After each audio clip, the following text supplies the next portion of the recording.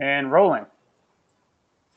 Hi, so thanks again for inviting me over to this call. The agenda for today is to give you all an overview of the enrollment solutions presentation and the pitch for North America. A quick background on what enrollment solutions is all about.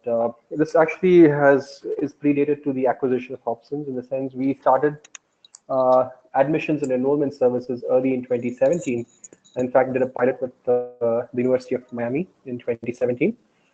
Essentially, the services was all about offering lead to application services to our various clients across the world. Subsequently, we went on to sign more pilots with NYU, Tandon School of Engineering, Warwick Manufacturing Group, and BI Norwegian as well.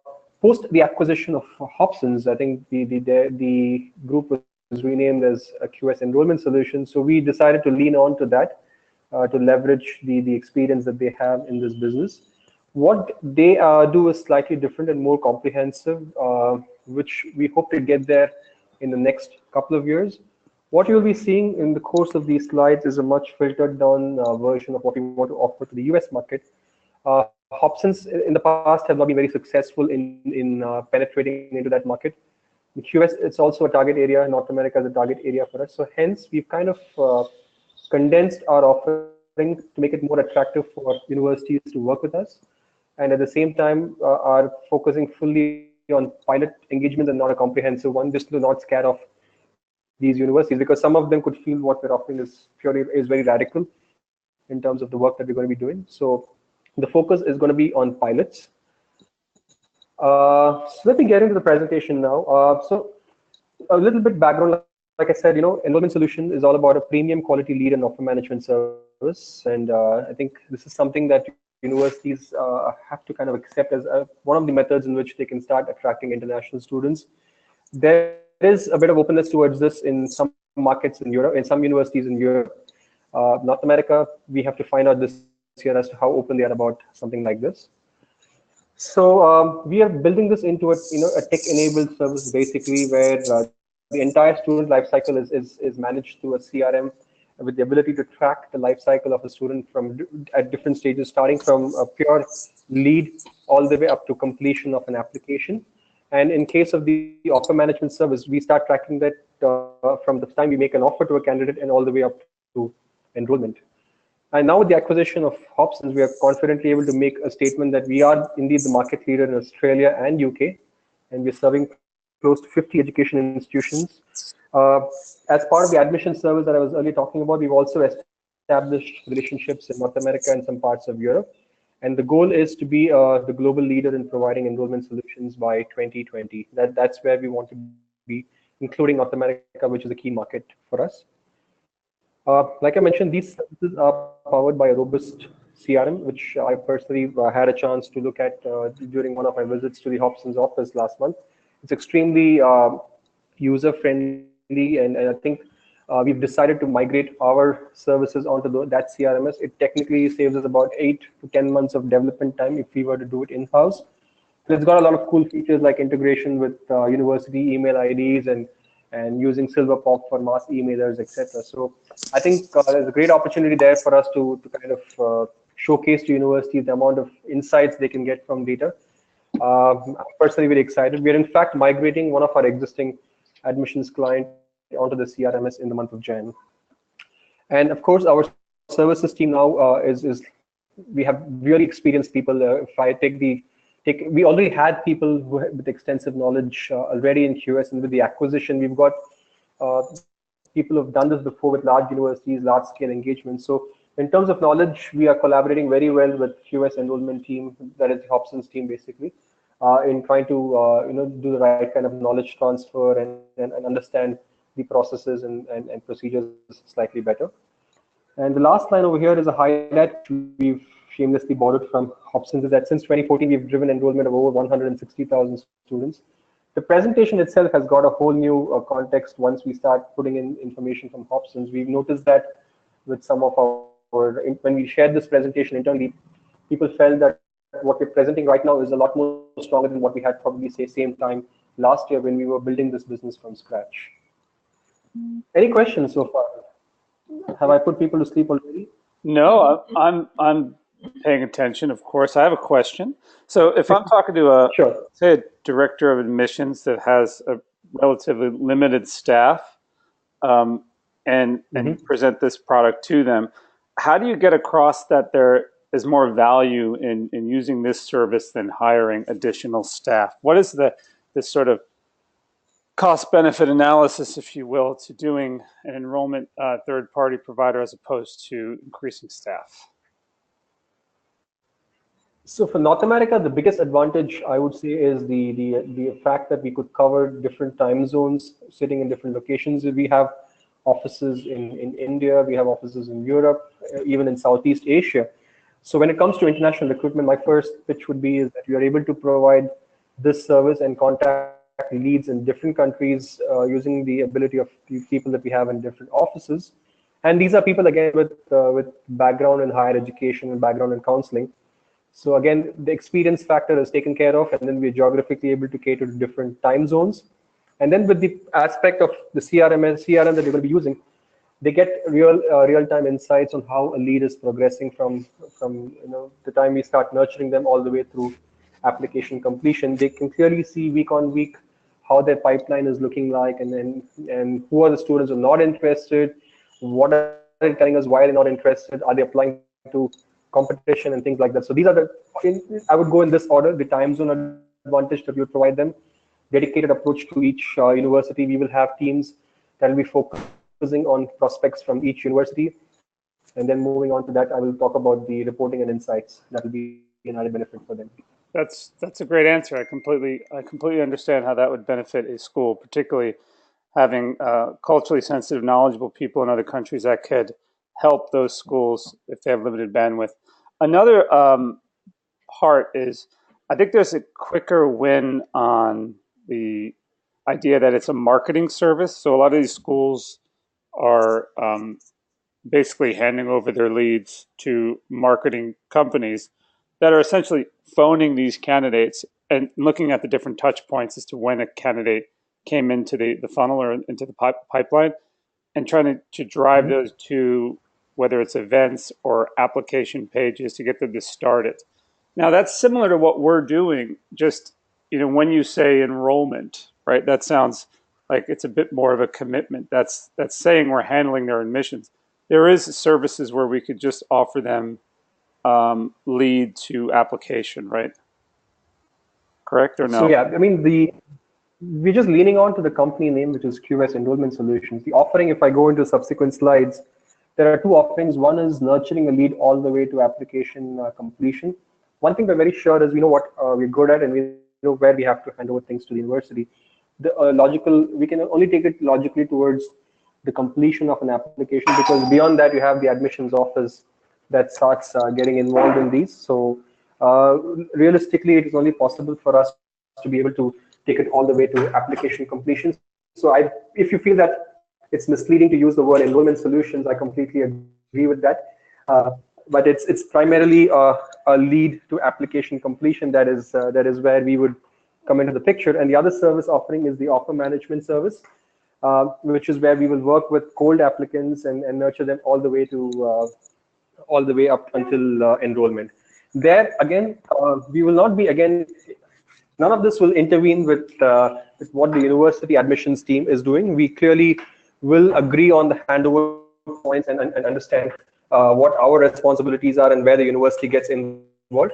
And to be very honest, technically also, I don't think we will be able to do the enrollment part. I think if we want to be upfront about that, and if you think it'll work well with universities, we should be, because application completion. So that's where the potential lies for us. Beyond that, it's imperative that the university actually picks it up from there. In fact, we had some discussions in the past where universities wanted us to take it all the way to enrollment, which technically is extremely challenging, because it means we have to build a lot of things technologically at our end to be able to do that, and we need to also have a slightly higher caliber of counselors, because when it comes to enrollment, there's a lot of document verification and things like that, which we may not be necessarily able to find that kind of people, or we need to have a higher volume of business to be able to hire people of that level actually. Cool. No, I mean, I'm sure Jesus and Leo have had different experiences. They've been pitching it a bit more than I have, but just in the early rounds of pitching it, I've seen that schools are terming and coining it as marketing teams that or marketing companies, marketing agencies that are calling their leads. I don't know. Jesus, Leo, could you guys chime in? Is this sort of make any relevance to you, or you've not had that experience? I had two pilots rejected, James, but because they didn't have enough leads to start this process. Maybe Krishna can give me an update if we are accepting this type of institutions. But my problem was the leads. Got They didn't have enough leads to have this service. Okay, but it hasn't. They've understood right away the inquiry management. They wanted to go for it, absolutely. Got it. Got it. Jesus. In my case, I think that mainly there was a little bit of skepticism of how we are going to manage their brand. But I think that, as Chris was mentioning, maybe perhaps like last year as we started, we didn't have all the details, but now I think, like in my experience working with Chris and with Patrick as well, we have a little bit more information and tools on how to prove to the client that we will do a good job managing their brand. Because I think that's mainly the point that they were kind of concerned, like how are we gonna kind of like outsource this service? Are they gonna take care of it? Will they be able to do what we do? I highly doubt it, right? That's how they feel. But then when you explain what Chris was saying about how professional these people are in what they do and how they're trained by the university, et cetera, the concern kind of like dissipates. Well, if someone's interested, of course. If they don't want to listen, they won't.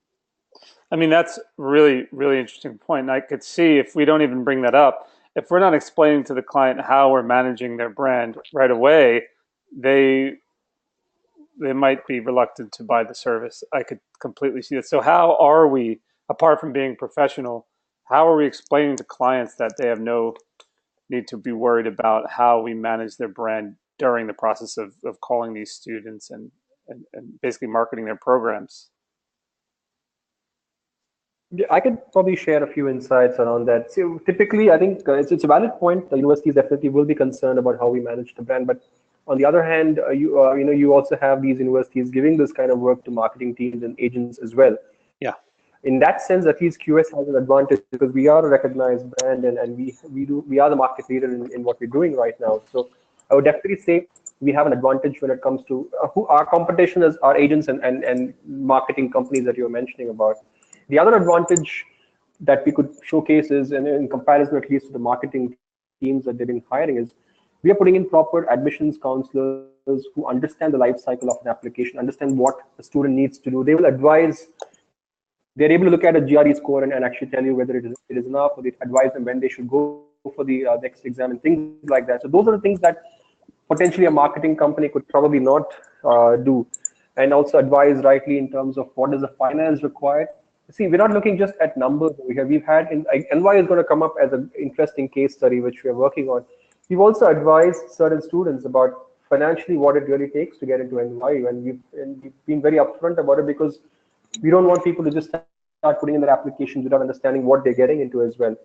So in that sense, we are truly representing the university because here we're actually scrutinizing applications, not just to select and apply, but at the same time also reject the ones that don't fit into the university's profile as well. So we're doing two things over here. It's not just about our numbers and trying to get applications through. It's also about filtering out those who are really not serious about this as well. And that is where we bring in that professionalism in terms of scrutinizing these applications and these leads, basically. I guess I mean, is there a process where we're confirming brand guidelines with them, where we're having to go? I mean, literally, I have no knowledge in this space. Do we have to confirm certain text or email that we're sending through to candidates on behalf of the school? What does that process look like when you book a school and say, okay, we're going to market on behalf of your program?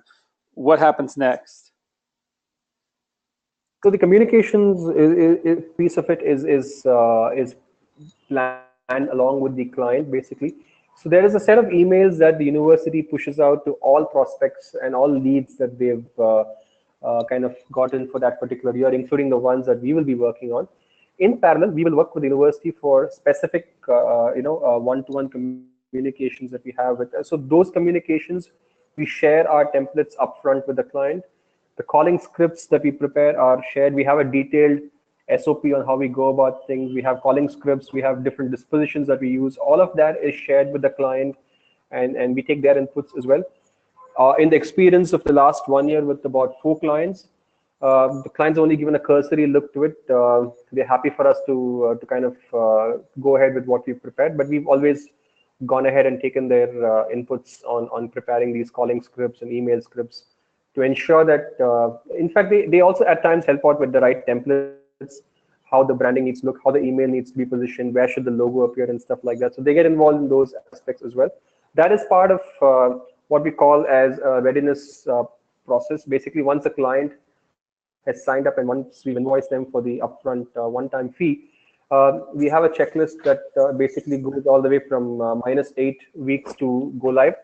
We have a series of steps that we do, including minor things like ensuring that our counselors have computers and telephones, all the way up to striking off SOPs and calling scripts and email signatures, etc. So there's a checklist that we use when a client is onboarded to tick through all of these aspects, and then we appraise them weekly basis of how we are progressing, and then get into the real-time action, basically. Okay. Mm-hmm. All right, so this is the introduction. Sorry, yeah. I just have a question. Are you guys using the same process that the admissions and enrollment, former Hobsons is actually using, like the actual script? Because I know Patrick sent us something around. It seems very robust, and when he used it with the clients, they were very impressed with it. Is it something different that like what you guys are using, or is it the same? Or calling scripts are essentially only a guideline. The basic thing that I want to clarify here is what Hobsons is offering to their clients is vastly different, at least on the lead management services. Maybe for the benefit of the audience here, what Hobsons does is they take into account all inquiries that come into a university across all the channels: phone, emails, web forms, etc., etc. And the volume is in the range of about 12,000 to 15,000 inquiries a year, maybe. And then they go through these inquiries and try to find out who are those prospective leads who are willing to apply, and then nurture them all the way through application completion. If I go to a few slides from here, what we are offering is our job actually starts once we have qualified leads in place. That's a starting point for us. We don't deal with inquiries. That's a totally different proposition, and we're not offering that because, at least from the past experience, at least universities in North America are reluctant to even give us the basic work. And when you talk about managing all their inquiries, it becomes a really huge deal for them, and then it doesn't get executed. We are looking for small pilots where we work with a qualified lead. And for the benefit of audience, when I say qualified lead, it is a lead who has given us a name, phone number, email address, country, etc., along with an explicit interest to study in that particular university. So it's not a random caller who's calling, or it's not a random lead that's been procured from GMAC or some other list, or it's proper qualified lead. An ideal example would be the taps that we get from QS events, where a candidate has gone to a specific university and tapped. Now, if we start working with that university, then those taps become qualified leads, while all registrations for that event can be classified as inquiries because they've just shown interest in the event, but not necessarily in that university.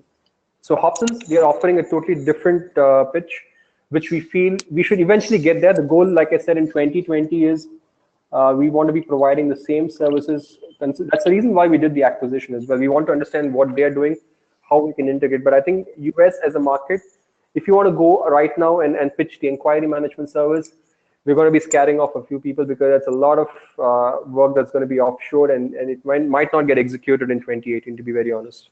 We start with this pilot pitch of managing the leads, show them the proof of concept, and then next year when we go back to them, potentially we can pitch and say, now we are ready to take on your inquiries and other things that you're internally managing today. So that's how we're trying to see how we can progress this business. But can we define, because what I liked what Jesus said was, so Patrick, who I assume, I don't know him, is the director of sales. He's provided the sales team with scripts, and according to Jesus, one of his clients was impressed. So I look at scripts as sales material, right? Is that fair? Is To it be Right. very honest, it's too too much of details for a sales pitch. Talking about calling scripts, we right? have that. We have all of that ready for. We have even SOPs, standardized SOPs. But if you ask me, I think if you're talking to a director of admissions, if he wants to see it, I'm really happy to share that material. But I really think that's too much detail. In the for at least these are things that happen once we kind of are close to signing a deal or once we've signed the deal. We on our own actually share this information with clients, but for a sales pitch, I'm really not sure the idea behind that. But I feel that it's too much of detail because right now if we go through the slides that I'm sharing, I feel that that has too much detail, which might I wouldn't know if the director of admissions would be happy to go beyond the first 3 slides. That was my concern when we prepared this deck. But when we start getting in that level of detail, maybe it's on a case-to-case basis. We'll have to consider that. Right. Yeah, I'm just thinking, does that sort of script establish credibility or something along those lines? We The could always script use being that the script being for the candidate managers or the people that are trying to recruit the or nurture the leads, right? It's not a That's right. sales That's script. what I'm It's for understanding. yeah. Okay.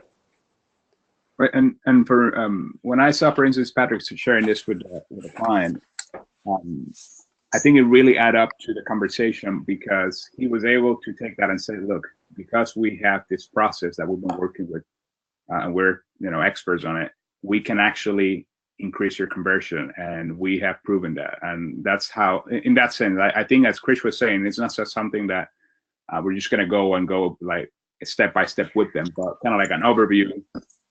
He has like an image with all the steps, and then he's like, look, because it's so, it's been used and it's been proven many times, this is why we can increase your conversion, etc.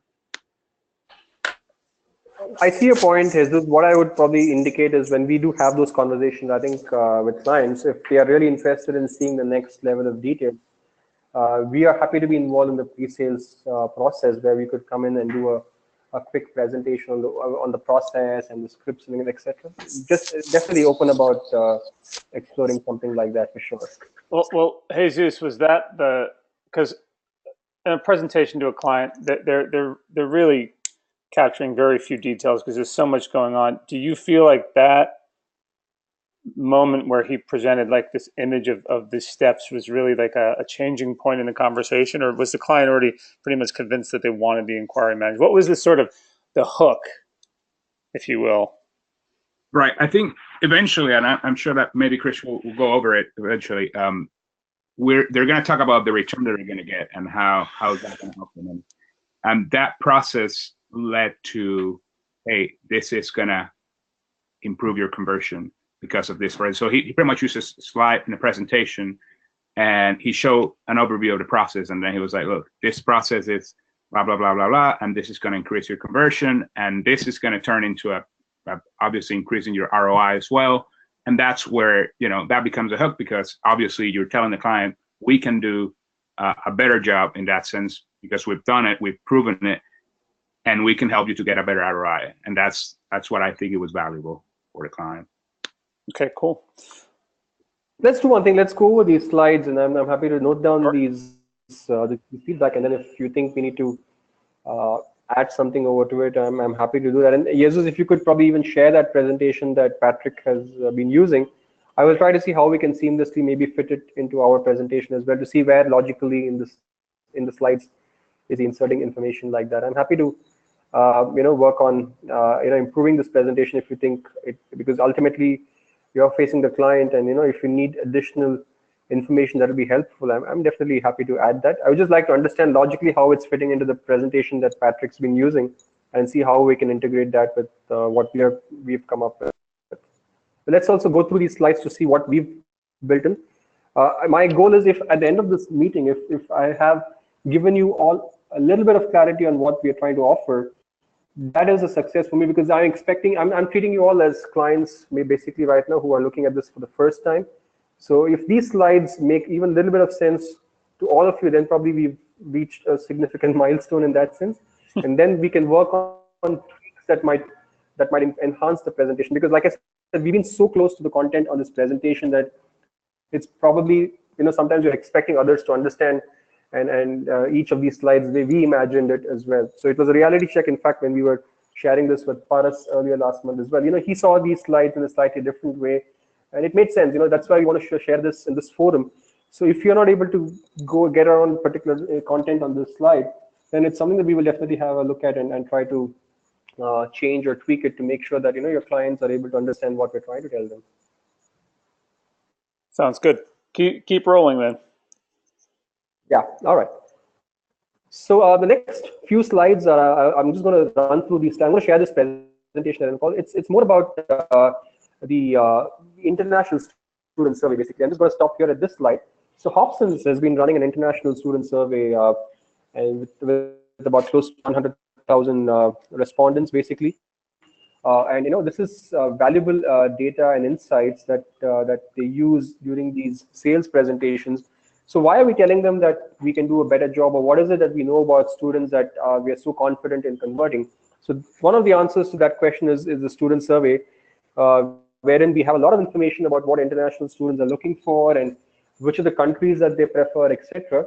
So this is a useful tool when we talk to clients to tell them that when we come to you and tell you that this is how we plan to improve your enrollment numbers or application numbers, we know what we're talking about because we've connected with students, we have feedback, we have information that we're using, and which is the reason why we're telling you what will work for you. It could also probably lead to other consulting assignments maybe as well. But when we are talking about being experts in this, we truly mean it because we do have access to information that really tells us what international students are looking for. I've fitted in a couple of slides here just to give an indication. This is what international students are looking for. First, primary criteria for them is the teaching quality, the ranking of the university, the responsiveness. And this is a key point because especially at the early stage, like when the student is excited, that is when they really expect that timely responses. And that is where I think QS and what we do here in terms of the way we professionally set up each client, what we can guarantee them is the responsiveness and nurturing of a lead, answering queries in a timely manner. Universities, with no disrespect, people who handle these inquiries probably are multitasking, may not necessarily be able to offer the same level of service, and also in some cases with the time zone disadvantage, not probably able to respond effectively. In the early stages, it's very crucial. It's important that we stay in touch with candidates in the early stages. So these are some of the insights that we have, which we can use during our meetings and tell them exactly what we mean when we talk about international student recruitment. The next slide is also interesting. Again, when thinking of studying abroad, look at the order in which the candidates are thinking of. It's the subject, country, and university that's the primary consideration for the majority of the students. And then if you flip it again, then they have subject, university, and country, and so on and so forth. So these are things that universities probably are maybe seeing stuff like this for the first time, especially considering that the data set is fairly large and diverse. So in that sense, this is just to get them to kind of get comfortable with our pitch on this particular service, because this will give them the confidence that we really know what we're talking about when it comes to international student recruitment. Any questions around these slides?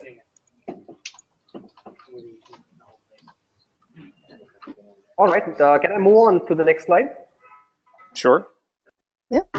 Yeah, these are the crucial slides. This is the actual overview of the service. So essentially, we are offering two services, lead management and offer management service. Again, taken some inspiration from Hobson's again. What they do is inquiry management and they do offer management. So we replaced inquiry with pure lead management, which is working with qualified leads. Here again, like I said, it is right from the time we get a qualified lead, it's all about the different activities and steps involved in nurturing that particular lead all the way to the completion of an application. And when it comes to offer management, the process scope is working with old offers that are given to us by the university, contacting them proactively to understand why they've not accepted the offer, giving them and proceeding along the way to it. All of this is supported by reporting and insights and marketing automation as well. Hey, use Krish, of Krish, can I stop yes. you for just a second? Hey, somebody's making a lot of ambient noise, like desk shuffling and doors opening. Can you mute yourself? Would be great. Whoever that is. I think they're still doing it. Yeah. Sounds like a dishwasher opening, maybe. Ask Barrett. He's the only other person at a home. I can probably turn the top off. All right, so. All right, I think the I haven't saved that presentation. I just changed it all. I'm on mute, so I'm fine. You're on mute and we can hear you. Yes. all right, I agree with Lisa. I think that's stopped. So keep going, Chris. Yeah, thanks, Chris. I kind of, yeah, if Sure. you, Thanks yeah, for we that. were talking about lead management. Yes. So both these service offerings are again supported heavily by marketing automation, which is primarily around IBM, Watson, and Silverpop, which is targeted email campaigns, mass mailers, and kind of promoting the application links and stuff like that, and of course the reporting and insight, information at a country level, at a program level. We also have some cool stuff around CRM that I was talking about. Has some cool stuff around, when you talk to candidates and if they are indicating that they're not interested, it actually allows you to take a quick survey of that particular candidate to understand why they're not interested, maybe capture information on whether they're looking at competition or have they changed their mind, or exactly. There are a lot of things that we can do with the CRM which will give us a lot more information that universities in the past did not have access to. The next slide will talk about the lead management services a little more in detail. So these are the 4 steps involved in the lead management service. The first step is the actual source of leads. Now, for ease of is there still a background noise that everybody is able to hear, or is that me? I heard it as well. Okay, it's fine right now. Let's hope for this. Yeah, so just to give you an indication of when we say qualified leads, these could be leads from top universities, top MBA, QS3. Again, I just want to reinforce the fact that when I talk about a qualified lead, I'm talking about a person for whom we have a full name, date of birth, email address, phone number, the country of residence, and who have explicitly shown interest in trying to study in that particular university. So here is an opportunity for us to, in parallel, probably package some of our online businesses as well. And the other good source of leads is taps and connects from QS events. But one disclaimer over here: the first 4 sources you see over here, if we should not be building a sale with a client only on these 4 sources, because typically if that's the case, then what happens is our first lead will have to be generated maybe minimum of 3 months from now, because that is how long it takes for an online campaign to be conducted for a particular client, or maybe there are upcoming events for which we'll have to wait for the event to get over to get these leads. In an ideal scenario, we believe that at least in North America, universities have tons of leads that they've not really used very well. So that should be our primary focus. And in addition, we could look at selling some of the events and some of the online businesses as well as other sources of generating leads, basically.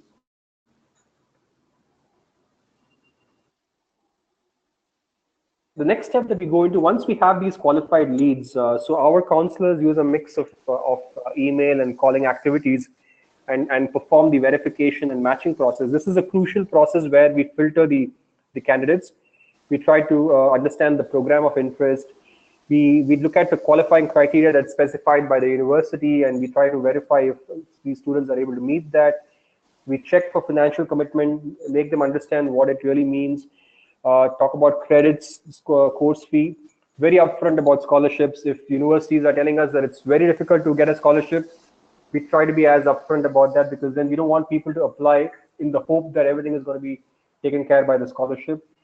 Help them on test scores, advise. Like I said, some of my counselors, they look at the scores, they advise them, they tell them that we have maybe 2 months to go for the application deadline. So they recommend that they take the test again and stuff like that. And overall, look at building the ideal candidate profile that we need, and in the process, also filter out those who may not be a good fit. This typically happens in, let's say, we have students coming in for QS events, and all of them are eligible to apply for a particular university, but they are pretty excited. It's a great band. Maybe the friends are applying and stuff like that. This process allows us to filter out those who are not a good fitment as well. And then once we build the ideal candidate profile, we then start nurturing them via dedicated email campaigns, calling campaigns. We try to integrate with the university to understand if there is a social media promotion that's happening. We try to make sure that inspirational material and other things that universities are renowned for are shared with the candidates from time to time. We respond to a lot of inquiries during this process as well. Candidates have a lot of questions when they are actually trying to fill out the application. Our counselors help them write the statement of purpose, give them an overview of what it means, what it takes to write a statement of purpose, maybe as well. Handle a lot of exceptions because some students are very particular about knowing about certain intricacies of a course. It's an interesting point of here is that I think the universities are also comfortable with this. The ones that we're working with at least is at no point are we trying to say that we are an expert in explaining all the programs that are offered by the university. We do understand our limitations. We give them the overview of the programs. And then if you have some of these students who have very specific questions about a subject or a program, uh, we involve the university. We have an agreement with universities to get them involved at the right time to kind of give the right information, because the worst thing you could do is to pretend you know everything and give the wrong information. So that is when we say that we will get back to them with the right details. We probably, if required, do a joint conference call with the university staff as well. So we do take efforts to make sure that the right information goes to the candidate. And if it means involving the university staff, we go ahead and do that as well. And of course, counsel, advise, and report and monitor the whole process with an ultimate objective of delivering a completed application along with relevant documentation. Just another point which I've not put on the slide here is post-application completion as well. We do believe that we still have some level of responsibility. Typically, this could be following up on applications which are incomplete. So we, post completion of an application, we start working with the university to reconcile data on the applications received, etc. So if there are applications that are incomplete or if there are some details missing, we do follow up on that as well. And even after an offer is made and offer is accepted, in our own interest, because part of our payment comes from the success, which is when a candidate actually enrolls, we do stay in touch with the students, trying to give them the right information, explaining them what's the next thing to look forward to, and help them get ready for joining the university. So those are things that we would do. The reason why I've not put that on the presentation is like it could scare people off if they know that we're actually getting involved, even after application completion. But some clients will ask you that question, say, so do you really take your hands off the thing after you deliver a completed application? No, we will on a need basis be in touch with the candidate all the way up until they actually start class, basically. Any questions on this slide? So my question here, just to clarify, so this enrollment service does not necessarily involve the lead generation piece of it. We're going to the school saying, we know you have these leads.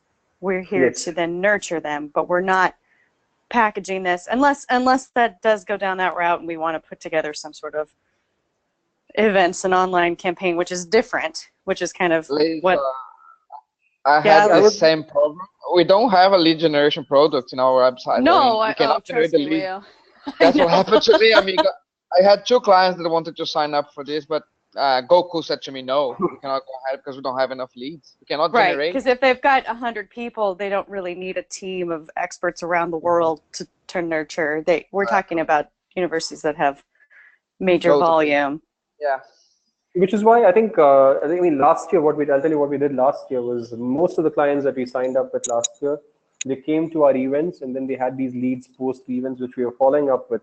But we understand that volume is going to be extremely low. Even if a client attends 20 events, they're at the most going to get about 40 to 50 qualified leads. And 1,000 leads is a very small number. And these leads are spread over a period of time. So at no point are we actually working with a significant number of leads to actually show some results and conversions. But it was easier last year to sell it that way because, it was like you come to our events, you get these leads, and then we have this new service offering that we can package along with that, where we will follow up these leads post. But one thing I can assure you is that if you're only going to be leaning on QS generated leads, you might not be having the right volume. Even the online, the leads from online, it takes its own time. If they have to run certain webinars, it takes a period of time, to run those webinars and to generate those leads. So last year we were doing that because it was easier to close the sale. But this year I would say that, we should kind of, it should be something incidental to the main offering, which is where we expect the universities to have a significant number of leads.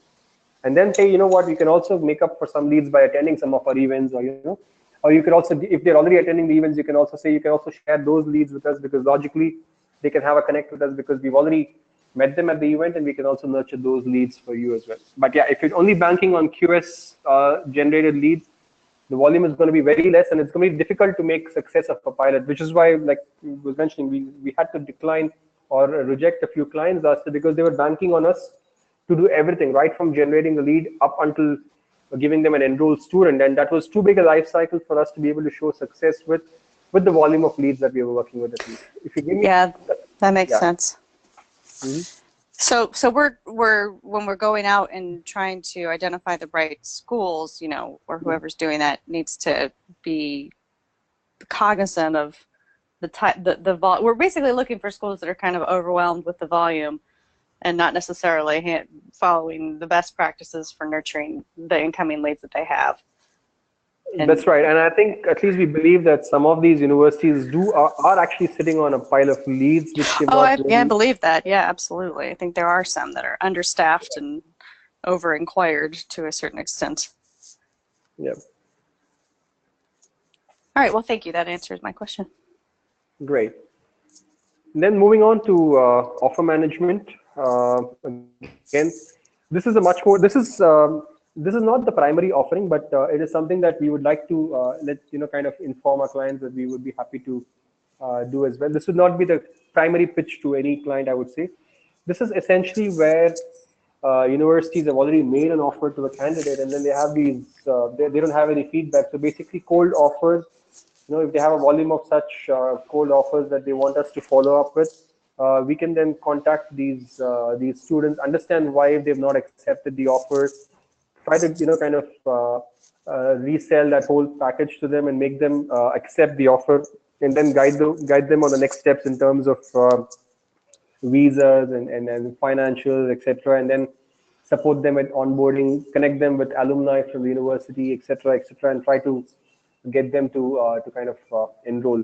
Here again, we feel that again it's a lack of follow-up that could probably be the reason. You might have a bunch of offers that have not been accepted, but you could also be having tons of emails from these prospects who have not gotten a response from the university as well. Potentially, it could be one of those reasons why they've not accepted the offer. So we can again bridge that gap by offering a dedicated service of following up on these.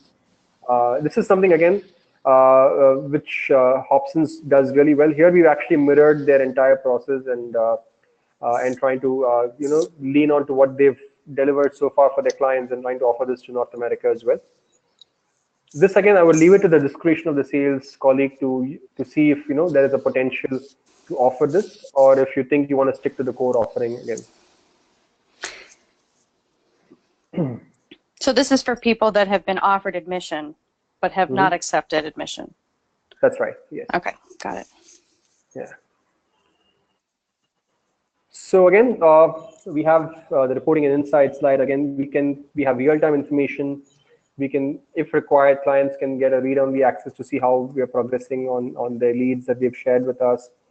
We can do pipeline tracking, benchmarking, student feedback, the one I was talking about, key recommendations, etc., and a lot of other insights that that universities can use.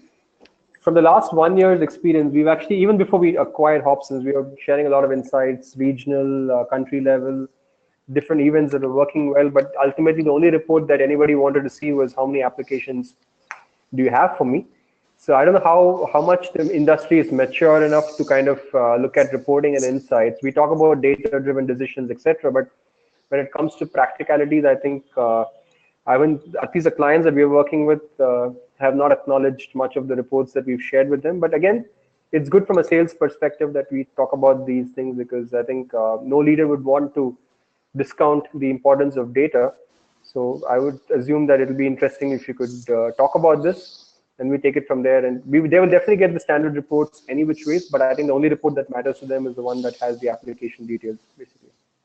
What other kinds of reports are being offered that are not as interesting to the clients? For example, we do an analysis of contact percentage, and we also do an analysis of not eligible contacts, not interested students. We give them insights on the regional split of applications, the regional split of not interested candidates, etc. But it doesn't make a difference to them, honestly. They don't.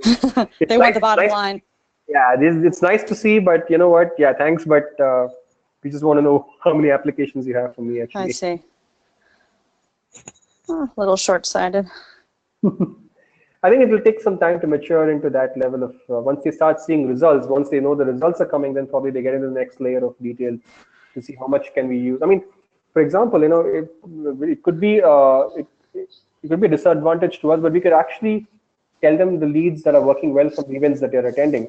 It might hit back on the events part of it, but at least get the lead quality that we get from each event. We can tell them that we've not been able to contact leads for a particular event that well, or another event that they're attending actually seems to be doing really well. So we should encourage them to sign up for that event next year as well. So we can get into that level of detail as well if required. Mm-hmm. All right. Moving on, again, benefits, we spoke about that. Again, benefits are, of course, working with the market leader. And, at least in Australia, we're the leading and sole provider of international student recruitment with almost 36% market share. UK, again, we're the largest and fastest growing provider. We expect to be there very soon in North America as well, because right now there is I don't think there's anybody else that's trying to provide a similar service offering. So I think there's a huge opportunity there for us to kind of penetrate into that market and kind of eventually become the market leader there as well. Again, unmatched data and predictive analytics. Again, leaning back to what Hobson's have been doing this for 17 years now, and international student survey information that's been very powerful. Again, international delivery. This is a very interesting point where we could showcase the delivery centers that we have. I know we're talking to universities in North America, but we would like to highlight that we have counselors in the United States, London, Melbourne, India, KL. Typically, we expect the execution of this business to happen out of either KL, India, or Bucharest. That's where we are expecting this to be done. Managed by me directly and reporting under Gokul. That's how the business model has been designed. But we can always showcase other locations if it at least will give them the confidence that we're able to cater to different time zones. And like I said, we're almost able to cover up to 20 hours in a day in terms of time zone at least. And again, student success and client delivery teams, the people that are handling this business, like the counselors that I have, for example, just in India and North America, have very good experience in what they're doing and have actually counseled and enrolled at least 50 to 60 students every year in the previous jobs. So we're really talking about tenured, experienced people who know what international student recruitment is all about, who are going to be handling this. So we bring in that level of experience into the business as well. And yep, this is the key slide. This is the pricing slide, and I'm guessing we're going to have a lot of discussions around this. So for the lead management service, the minimum number of leads that we expect that the university will provide is 2,000. Like I said, any number less than this we've experienced that it's slightly challenging to kind of even show any kind of progress, because universities tend to stagger these leads over a period of time. So at any given point of time, we're working with 1,500 leads, and by that time, an intake is already over, and then we have to wait for the subsequent intake and stuff like that. So we expect them to provide upfront at least a minimum of 2,000 leads, and there is a one-time setup fee. Again, our pricing model actually evolved over the last 12 months, and here we took the benefit of understanding how Hobson's structures the deal, and then since this is a pilot, we made a very basic pitch of $10,000 as a one-time setup fee. Now, once this is done, we start working with these leads, and then we start generating applications for them. And out of the applications that we generate, we charge them $200 for every offer that the university makes. The reason being that a lot of our success initially was based on enrollment. But what we understood was that when a student is being made an offer by the university, they are actually indirectly telling us that they are happy with the quality of the application that we provided. So we want to monetize at that stage and kind of take a small chunk of what we want to take from the success fee overall at that stage when an offer is made. From here on, the reason why an offer is not accepted could be different, but at least this is a checkpoint where the university acknowledges the quality of the application that we provided. And then there is a success fee on enrollment. This is when student actually successfully enrolls and starts class. That's when the huge, the bigger chunk comes in once a particular student enrolls. So this is the breakup for lead management service. And again, the pricing listed for lead management service or does not include any marketing or lead generation activities via QS events or portals. I think you already had that question in the beginning, so I want to clarify that any other marketing activities will have to be treated separately. We'll have to go through a different proposal and different structure for that, and there will be a different team that will be managing that piece of the business as well, and the delivery of leads from that particular deal as well. Krish, can I ask a question? Hi, it's Hannah here. This is obviously we're talking about master's candidates here rather than MBA. Am I right? Yes, predominantly yes. And if you were to offer the same service for MBA candidates, what sort of pricing do you think it would be for that? At this point of time, for the existing clients, at least we've not made a distinction. Do you think we should charge differently? Do you have any thoughts around that? An MBA can cost 2 or 3 times the price of the master's program, and obviously the volume is going to be much lower than master's candidates. So from that point of view, I would say yes, there should be different pricing. Okay. We can consider that definitely, but typically we've not explored it because we're not trying to compare this with the tuition fee, or because then the pricing changes completely. That we probably think we should be pitching that in the second year once we deliver successfully. Then, based on first year's data of how many enrollments we've provided, it'll be good for us to kind of look at the pricing in a slightly different way to see if we can get a better chunk of what the university makes out of each student. Right now, since this is proof of concept that we're trying to sell, and we want universities to sign up for this. We're targeting 16 pilots in 2018, so we thought we'll keep it standard across all segments and kind of look at it in 2019 based on how we are delivering on this. Because once we start getting into different pricing for MBA and things like that, I mean, it makes it complicated. No, I do understand. Yeah, exactly. Yeah, no, I get it. I mean, the way I was looking at it, seeing that you guys are positioning this for the US, is that directors of admissions are working across MBA and masters. So I was thinking we would try to get as many programs in and to try to get as many leads as possible. And then obviously this pricing works for me. I think it makes sense. Okay.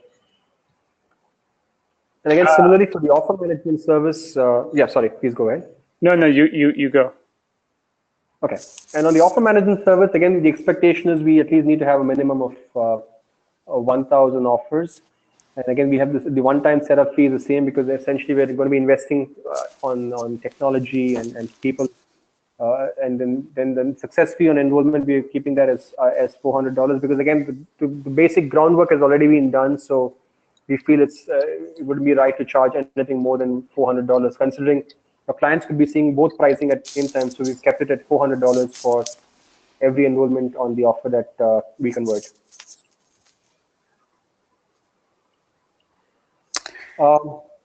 Yeah, one key thing over here is, so in 2018, so for any pilot that we sign up, the agreement or the pilot contract is valid until June of 2019, essentially because we're going to be probably adding clients throughout the year. So we are probably already, in many universities are already closing the application for fall 2018. So when we sign up with a client, we want to at least give them an opportunity to kind of work with us for at least 2 admission cycles, which would potentially be spring 2019 and fall 2019. So any client that is signed during the course of the year, irrespective of the month, it will be valid until June 2019, which is fall 2019 intake that we're trying to cover basically. So the earlier a client signs up with us, the more number of intakes they can actually work with us in that sense. Krish, I have a couple more questions for you. The going into the conversation with the school, you just to, I want to make sure I have this right in my head. What we're doing is we're agreeing with them that we're going to be helping them recruit, well, not recruit, sorry, but enroll or get offers out for specific programs, correct? Like we go in and you say these are the specific programs that we're trying to, that we, you know, that the school wants to fill, or you know, because I can see it getting a little muddied if you're going in at the graduate admissions level and you know they've got 50 programs. What is the vision there? Is it just like, oh no, we're just working with your school of engineering, or we're just working with your business school, or what are the examples of what's been done already with Hobson's? What kinds of slates of programs? I will talk about what is done in the admission services itself. Hobson's, like I said, is a different thing altogether. But for the universities that we worked in 2017, they were specific. Like for example, NYU, we worked with the Tandon School of Engineering, so with all the engineering programs that we were covering over there. Okay. With Miami, with all the master's programs in business administration that we were covering. So what we want to understand, what we don't have a restriction. It's not like if we're going to handle a multitude of programs, it requires additional effort. Like I said, our counselors will not be experts in each of the programs any which way. So we're very cognizant of that fact. But at the same time, considering that this is a pilot, it will be good to focus around specific areas, like it could be specific geographies or specific programs. But there is no restriction in terms of the number of programs. If, like that, we've had clients who said they want us to focus on all the programs that they offer, and we're fine with that. The filtration will happen in the quality of the leads. So when a lead comes to us through the various channels that we were speaking about, they would have already expressed interest in a particular program. So we will filter that out when we're actually reaching out to the students. When we talk to somebody, we already have some information about what they are looking for.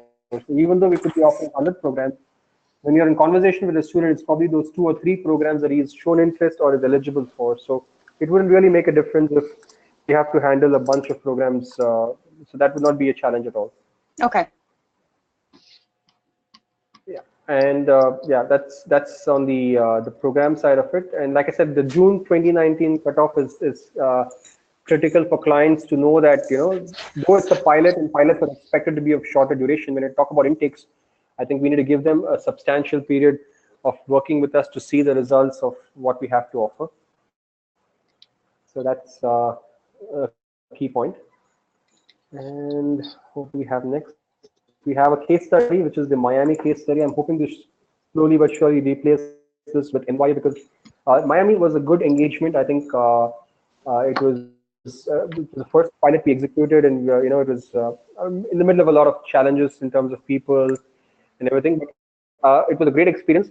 The challenge I would say with Miami was that we had only about 2 months to work with them. They came to us in the end of March, and they had an application deadline of the 1st of May. And they were, to be very honest, they were just trying out the service to see if it really works for them. But I guess it was too short a time frame, and we probably were not ready as well in terms of having the right kind of counselors, etc. But we still managed to give them about 30 applications, although none of them got enrolled. At least our goal was to see how we could give them applications. Like I said, we didn't have too much of communication from the client as well. If they had told us that some of these applications were incomplete, we could have gone back to them. But for the case study point of view, we've tried to position the positives of that particular engagement, like especially the contact percentage. For example, initially we were only able to talk to 25% of the leads that were given to us. Eventually, towards the end of the campaign, we were almost able to talk to 75% of the prospects. The other challenge with Miami was that we actually didn't work on qualified leads. We actually worked on event registrations, and these were events that Miami didn't even attend, and still we were able to get about 30 applications. But a presentation will not look good without a case study, so we've tried to make this as nice and appealing for people to read. But the goal is we're doing a lot more meaningful and good work with NYU. And in the due course, the next couple of months, we will also have access to some of the results of the work that we're doing. So we expect to kind of replace and kind of this with a better case study, which I am expecting will be NYU actually. And my So, last question, I'm sorry, I seem to have a lot of Sure. questions. You mentioned in a couple slides ago that there weren't any other companies offering this service in the US. So there's really, or can you just kind of give me a picture of what you understand the competitive landscape to be with this type of enrollment service? see, with what we've been, at least this is some information that purely by being part of some internal meetings, I've understood that, and this is people who have more visibility on this, is that North America has not been very keen on kind of offshoring work like this, at least the segment that we are targeting, which is tier 2 and tier 3 universities, have not been very forthcoming in terms of, so this is dependent on the traditional methods of recruiting, which is agents, and then you have these people traveling to these different countries and trying to source and partners in different countries, etc. So when you talk about a model like this, where we professionally kind of nurture, give them a commitment, like an agent to be working with multiple universities, so you really wouldn't know until the end as to what you can expect from. But here, at least, we have given them, they give us dedicated number of leads, and we have assigned counselors for them. We report progress on a weekly basis. So again, it's leap of faith for universities. I mean, they have to, that's why we're only executing pilots where it's a proof of concept, and we really want them to see the results of what we're trying to do for them.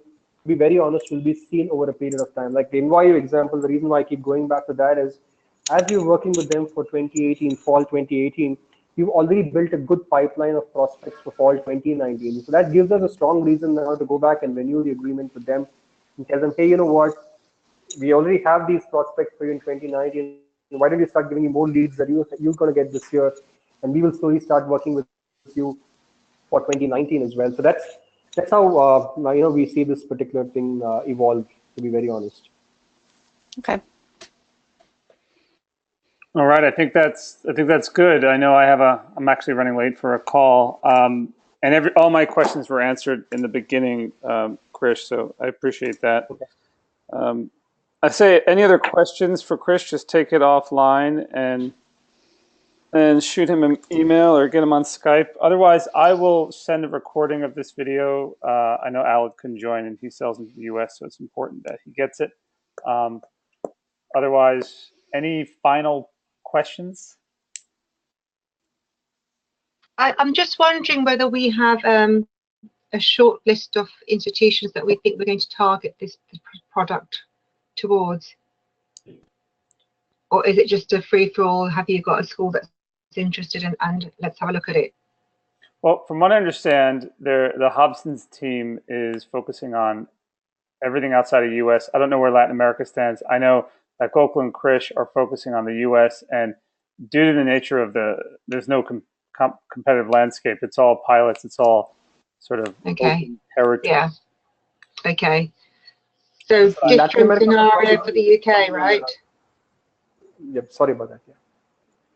Repeat that, please. Sorry, James. James, I just said so it'll be different for the UK. Am I thinking that I'm probably going to be asked to sell the Hobson's version rather than this one? That's a great question, and I don't know the answer to it as of yet. Okay. Okay. Sorry about that.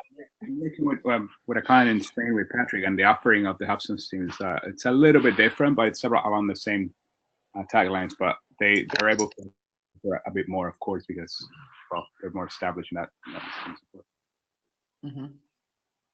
Okay.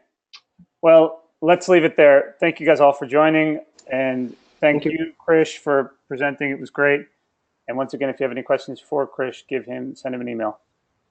Yes. And do we have at the end of the call after this call? Could you repeat that, Krish? That was a little quiet. Yeah, I said I'll be sending out the presentation that we used on this call to all of you in a couple of minutes. Okay, great. Thank you. Thank you. And James, do we have a regular sales meeting next Tuesday? That's right. We'll do more traditional sales stuff. It'd be good to catch up on everything, especially online. Great. And Amber. Cheers. And Ember, yes, and Ember. Oh, I've missed Ember over Christmas. Ah, I really want to talk about Ember. Just so you guys know, I am at the forefront trying to look at different formats for Europe, looking into EMBA, looking into online. I'm in the same position that all of you are, trying to make sense and trying to have a great product offering. So I get it. And there's only so much I could do on my end. So we'll see where that takes us into the next week. Willing to help out, James, just so that we have Good to know. something we can sell this year. I agree. mhm. But Yeah, and early, you know, we'd like to get something out there now rather than after February. I understand. But I have a closing call now. Later. Cool. Okay. Bye. Bye. Bye, guys. Bye.